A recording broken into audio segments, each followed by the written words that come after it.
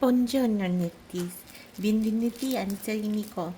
I am Nicole, and we are a crafting community.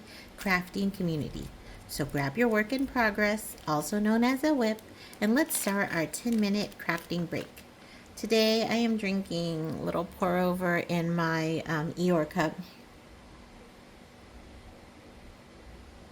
I actually made it a little bit earlier. I don't know if you can tell by how much is gone, and it's a little bit lukewarm right now, but that's okay. It's still not as good as when it's like hot, fresh, but still very yummy. I am working today on my diamond painting. I'm just going to peel back this little section. I don't have a lot of time today because work has like started and I'm already feeling a little bit of the overwhelm of work, but I am grateful, right? What was it? Privileged. I am privileged to have a job. I'm privileged to be able to work. I'm privileged that my job is sufficient to, maintain my household, even though I'm just a solo mom. And that is a privilege, right? So many solo moms are not in that situation. And so it is a privilege and I am cognizant of it. However, I also feel the struggle. And the thing is that I don't even know why I feel the struggle, because I actually really like my job. It doesn't sound like it because I'm so overwhelmed, but I do like my job. And I don't know what that is. Maybe it's the menopause or the perimenopause that I'm in, or I'm not sure. But every year, it could also just be the job. Because, like in education, we have break, and break is nice and necessary because once the school year starts, it's nonstop. And I feel like I'm kind of having, a little bit of a trauma response. And I think that it's legitimate, and they even have a name for it in education. It's called the summer scaries, and it's when you're going to go back to work. You're like excited for the new year, but you know that you're like kind of prepping for battle. And not that kids are the battle, because kids are the reason we're here, right? No one goes into education to to earn a lot of money or to get all of the benefits. I think because there are some good benefits, but they're not good enough that if you didn't love kids, that you would stay, because there's a lot of issues, a lot of bureaucracy. Right now, as you know, our government is trying to defund education, and those are our kids. That's literally my son. My son goes to public education. It's so many of them. They're your kids as well, and it's.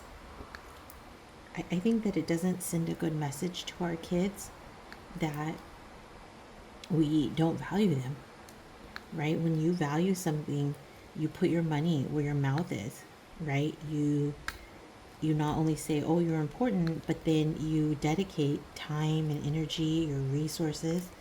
And let me tell you, as someone who used to work in a continuation school, and for those of you that are following and you don't understand the American school system,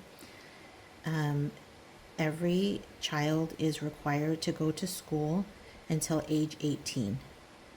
Okay, this one got some wax on it. I'm going to just set it aside. Oh no, I think I got the wax off.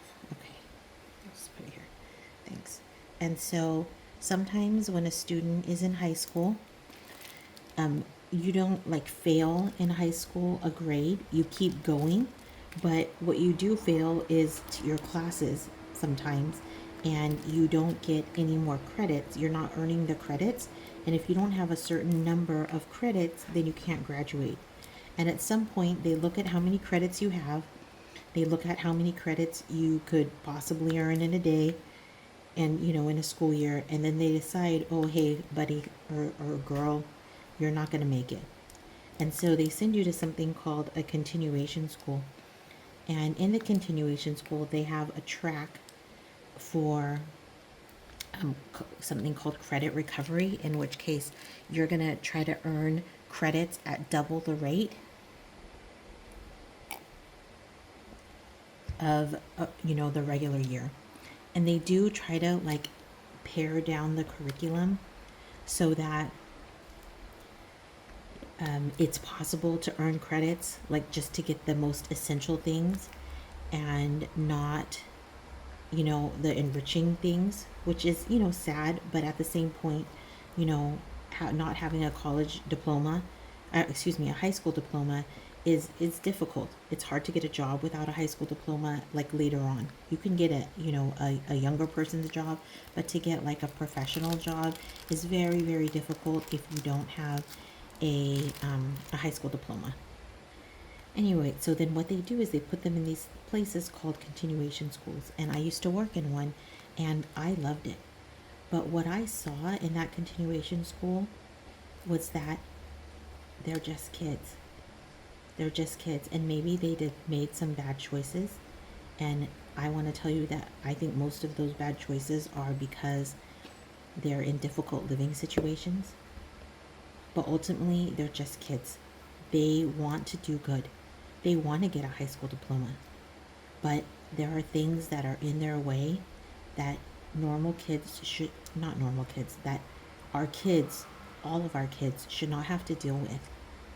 And because they're dealing with those things, sometimes they make bad decisions. And that's a travesty. It's a travesty for our kids. It's a travesty for our culture. And it's a travesty for, our future. At any rate. Yes, so I did love that job. I thought it was good. And, but those kids are in our, our regular classrooms, and they've gone through some actual trauma, not just the summer trauma. And then we as educators in, the traditional schools, they call them the comprehensive schools, we have to deal with them.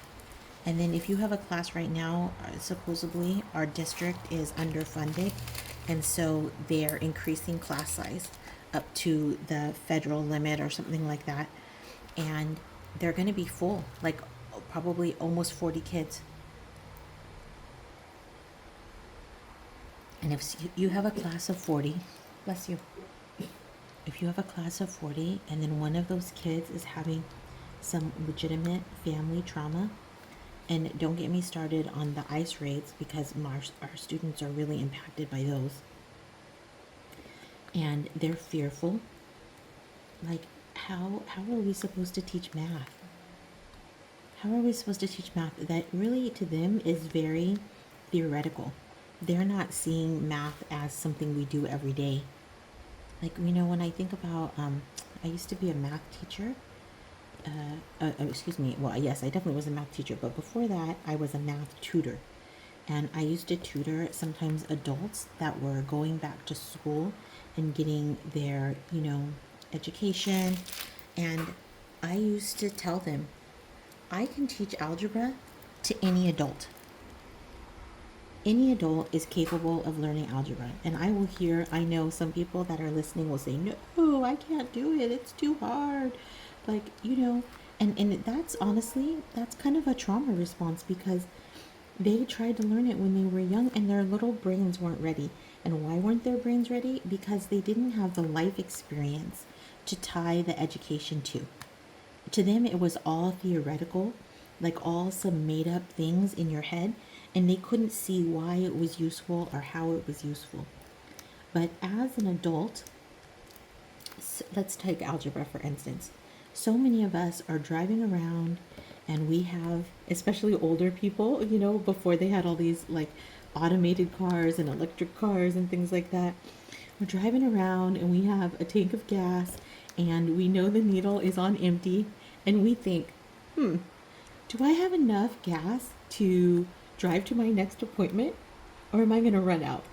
And then we think, okay, well, what kind of miles per hour, like miles per gallon does my car get? And then I would think, okay, well, my car gets 10 miles per gallon, which is, a little bit low, but if you have a big car, that's the way it goes. 10 miles per gallon. And I get, and I have, 3 miles to go to my location, I'm probably going to be okay, right? But if you're like, I have 9 miles to go, am I going to be okay? What if I have 11 miles to go? Am I going to be okay? And then sometimes you mess that up, right? You mess that up and you think you have 10 miles, but really you only had, 9.6, and you're super close, but you run out of gas. Well, you know what? That's algebra. You figuring out whether you have enough gas to get there, it's all algebra. And we do it all the time. You're at the grocery store. You have a grocery budget. You've got these 5 things. Can you afford the next one? That's all algebra. And those are real life situations that we understand. But kids don't always understand that, especially before they're drivers, or, especially when we try to teach algebra to kids that are, 11 or 12, 13. They don't always understand that, and that's okay. But then what happens is they think, oh, I'll never understand it. And then they get a little bit of a trauma response. In addition to the actual traumas, like the life traumas that they're dealing with right now.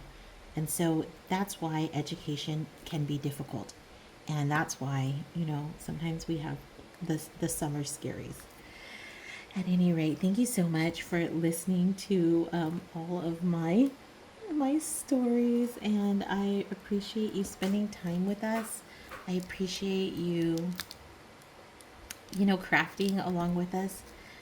I always hope that you feel just a little bit more peaceful, a little bit more peace in spending time with us, and that peace can, ripple out.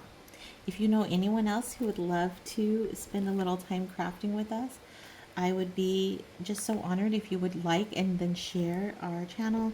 Don't forget, leave a comment, and head to our threads, and you can see how far I've gotten today. I actually only did, one by one, but I think I did pretty well.